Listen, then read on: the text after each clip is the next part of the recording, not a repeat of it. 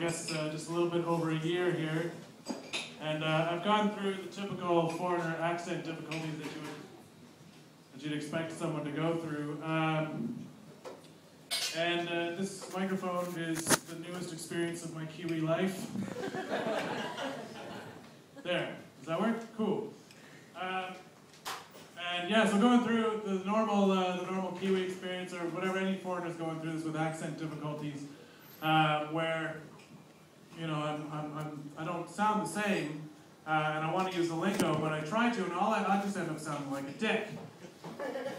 And I try to fit in. I work in an office, and I'm just thinking one day, I'm like, all right, Rob, you're going to use the lingo, we're going to make some friends, and use the lingo, and everything's going to be awesome. And I'm sitting next to the guy who's training me on the computer, and he's like, Rob, it's really important that you pay attention here. And remember, it's really important to save. And I was like, save as, bro?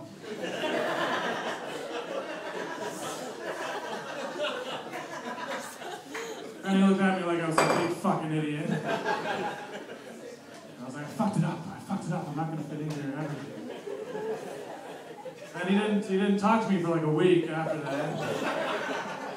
Until we were out for lunch, and we were having some lunch, and he finished his dinner, he offered me some of his leftovers, and he was like, you want some of this, Rob? And I was like, no, I can't eat your ghost fries.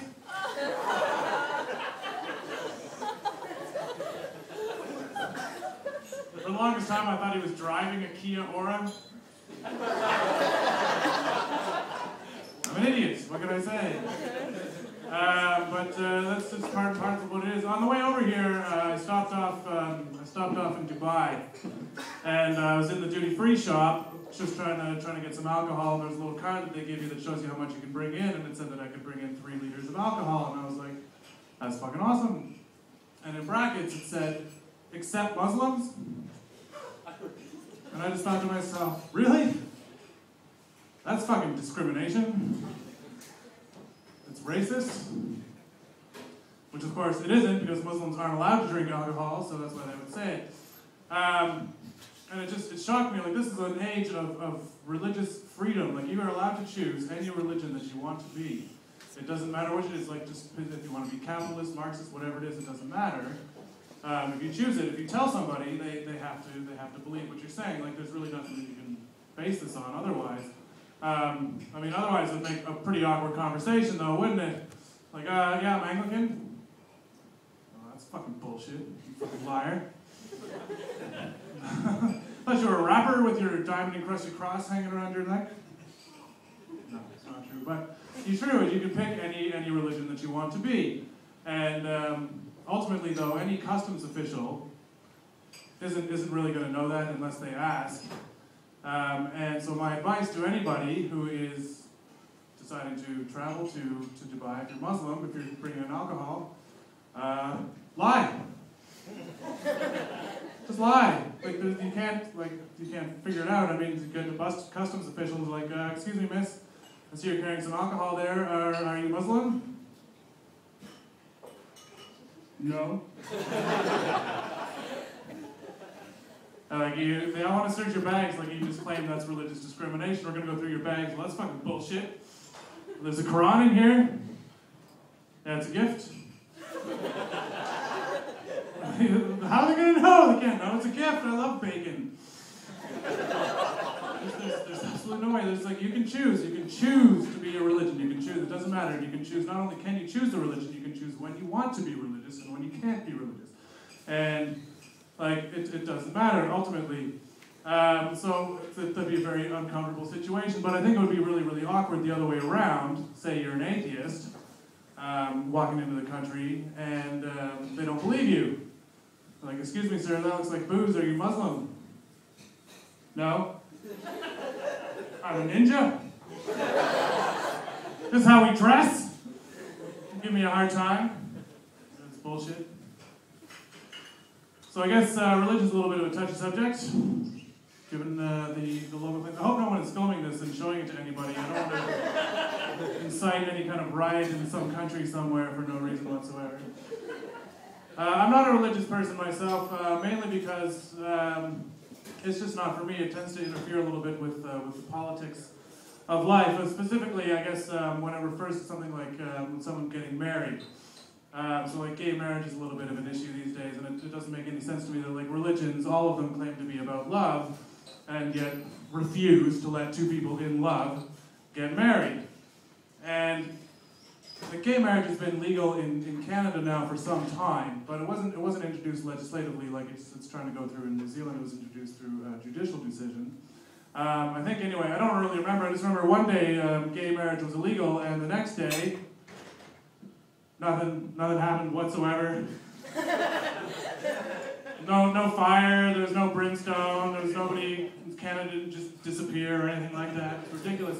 But through the whole process, I just learned that the people who are mainly frustrated with or upset with gay marriage with same-sex marriage are just a little frustrated because they're stuck in a no-sex marriage, and they're just venting their frustration.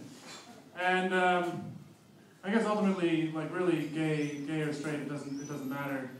Marriage is pretty stupid anyway. Is anybody in here married? Is anybody in here not married? Yeah! See how much happier everybody is? Isn't that nice? It's true. I mean, like, I'm not married, I've never been married, but I've been on nights out and I really enjoy them. They're a lot of fun. You go out and you have a few drinks and you wake up somewhere completely fucking random. You got a stranger in the bed next to you. You kind of get up quietly and, you know, put your pants on, and it's at that point that you realize that you spent all of your money. You're like, Jesus Christ, I spent all my money last night. I spent like $200. And I can't imagine marriage being any more fun than that.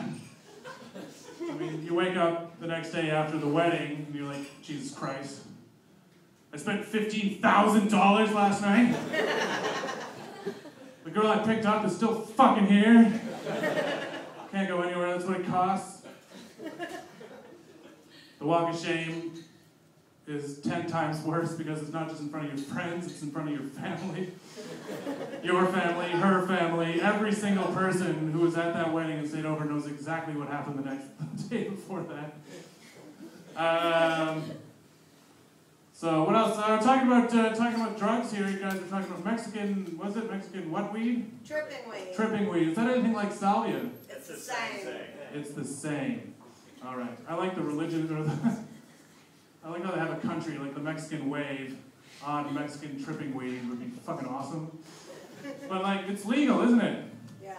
Yeah. Okay. So that confuses me a little bit, like why alcohol would be so controlled, but like this substance, I don't know if you've heard of it, but you can't actually, when you smoke it, you can't distinguish between like reality and not reality. So drunk driving is illegal, and that makes sense to me, but at least if you're drunk, like you can try to stay in between the lines, like that's what they're for. But if you can't tell the difference between reality and not reality, maybe that should be illegal, I don't know. That's just my thoughts anyway. Anyway guys, my name's been Rob Harris, thanks a lot.